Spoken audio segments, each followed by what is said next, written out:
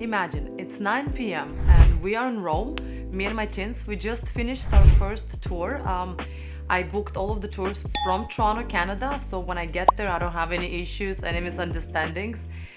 We just finished visiting a museum, and then we found a place next to it, somewhere where we can eat and take a break and kind of go over what we saw, our impressions.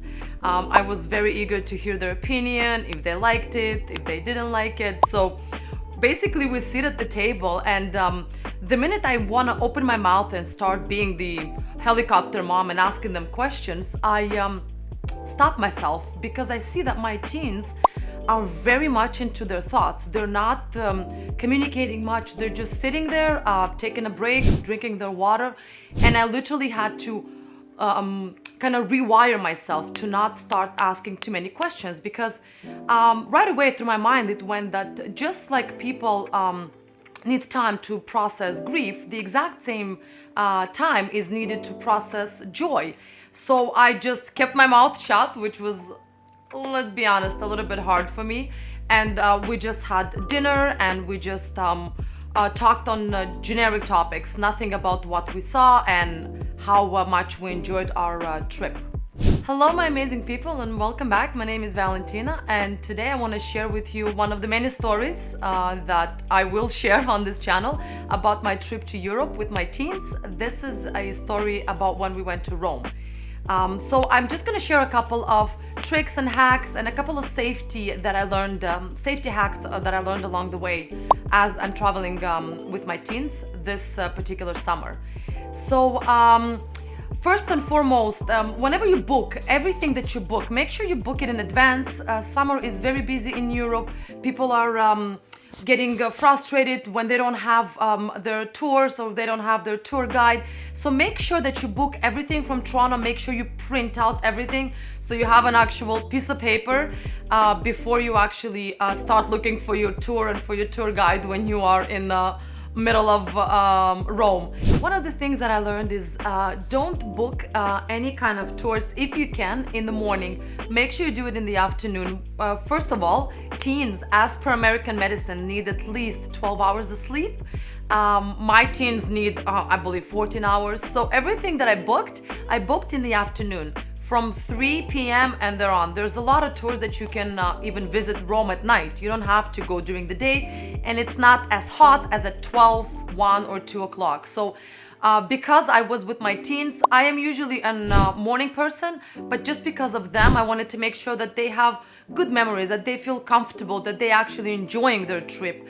So everything that I booked was in the afternoon.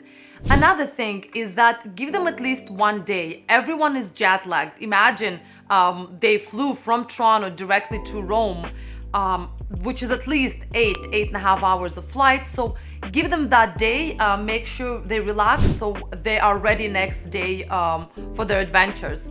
Another thing that I did, I made sure that the hotel that I booked has a gym and a pool. If your children are into any kind of sports or they want to be physically active, even if it's just 6 to 7 days, it's important for them to have something to do in the hotel besides sitting in the room on their phones. And that was another thing. The first thing that my teens asked me when I showed them the hotels that I booked, is their Wi-Fi. Nobody cared about the pool, about the gym, about the included breakfast. The first and foremost, they were very much curious to make sure that there's Wi-Fi and there's Wi-Fi coverage all around the hotel. So make sure when you do your bookings to go over all of these points. Just because there are teens and they are attention spam as not as bad as toddlers, but still they want to be entertained. Make sure that you book the hotel as close to the city as possible. First of all, you're gonna save money on taxi because taxi is pretty expensive in Europe and everything is in euro. Keep in mind if you're traveling from Canada or if you're traveling from US, the currency now in Europe is euros. And they're, as we know, they're a bit more pricier than Canadian dollars and then US dollars. So make sure you're ready for that. A couple of things that we implemented as a group is that we always made sure that each and one of us has enough money on their hand in case someone gets separated when we are touring with our guide, someone gets left behind. I want to make sure that my teens are safe. So bring chargers, of course, bring portable chargers, bring adapters. There's a different plugs in Europe, so make sure you have 2 adapters. If you have 2 teens, make sure you have 2 extra chargers, and bring a portable charger, because even if they spend a lot of time listening to the guide and they were excited and they were interested, when you're gonna sit at that restaurant or when you're gonna sit them for lunch, for dinner, they're gonna pull out their phones and they're gonna want to be on their phones. So you want them to feel comfortable and you want them to relax. Make sure you have everything kind of handy with you. Bring a lot of water, but don't bring too much water because it's pretty hot and it heats up pretty fast in your backpack. So going back to booking the tours, when you are booking your tours, do not do private tours. It's a waste of money. Just for comparison method, I booked a semi-private and a private tour. There's a big difference between just regular tour and private and semi-private tour. So I would book a semi-private because there's only 5 to 6 people and you can actually keep up with your guide, and it's much more of a closer connection basically when there's a big group of people and when there's like less people. But there's not a big difference between semi-private and private. Private is just you and whoever's coming with you, the teens and you, so it's like 4 to 3 people, and semi-private is maybe 7 people, so it's not a big difference. Don't waste your money, just do semi-private tours. Another thing is, don't always rely on taxis. I used a lot of their local transportation. Everything is written in English. It's very straight up. At night, yes, of course, I was using taxis, but during the day, their public transport, I was impressed. On time, clean, has Wi-Fi on their buses, air conditioning, everything was nice and very well organized. So that's another thing that I would like for you to keep in mind when you're traveling with your teens. So going back to our dinner, I kept my mouth shut. As I said before, I didn't bother them. I didn't ask too many questions. Once they were finished with their meal and dessert was coming, that's when they actually told me that it was a bit tiring, it was a bit long, but in general, they really enjoyed it. It's a lot of different paintings and statues. We went to see a couple of museums in Vatican, and they were very much impressed with the culture, with how everything was kind of organized.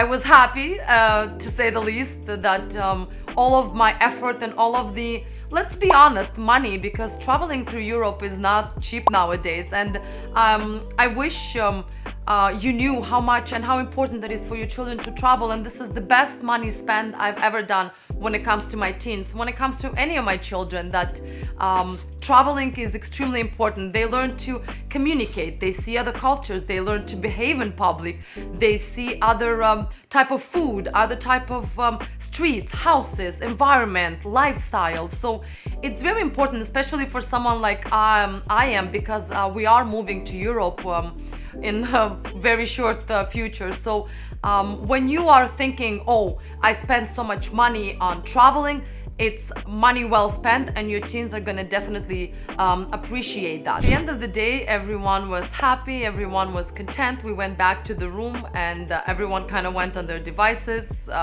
Spending one day together was more than enough. And as they were falling asleep, they told me, Mom, thank you for bringing us here. This is such a great experience. And that was my bingo moment. I was extremely happy and content. I could go to sleep easier. And I was just thinking in the back of my mind that, you know, everything pays off in the end. And it's so wrong that we need certain validation from, even if it's from our children. But I do, as a parent, I needed that validation, knowing that I'm doing something right, that I'm doing something that they're gonna remember in the long run. That's why I truly believe that you shouldn't be traveling with like small little kids, that they're not gonna remember anything, that you should really travel when they're a little bit older, when they're actually gonna remember these things, when they're gonna look back even 5 years from now and think, oh, you know what, I went to see Rome and Venice when I was 17 with my mom, and all of the bad and negative is gonna kind of wear off, and they're only gonna have the pleasant memories of traveling with you. So do it. I really truly encourage you. Thank you very much for following. Thank you for listening. If you have any kind of cool hacks or tricks, please do comment down below. I will be more than happy to respond or to actually read any of your comments. Besides that, there's one trick that I learned to do with my teens. Right before they go to sleep, I ask them, is there something I need to apologize for, or is there something you need to apologize to me for? This way, this particular phrase eliminates the need of them actually building up on something that they are probably not content with. And same thing on your side. You can tell them what you weren't happy doing that particular day with them and give them a chance to apologize. And that's gonna improve your relationship 100%. And I find that after doing this kind of small conversation right before they go to sleep, we go to sleep content and at peace. And I urge you to do it. I'll see you next time.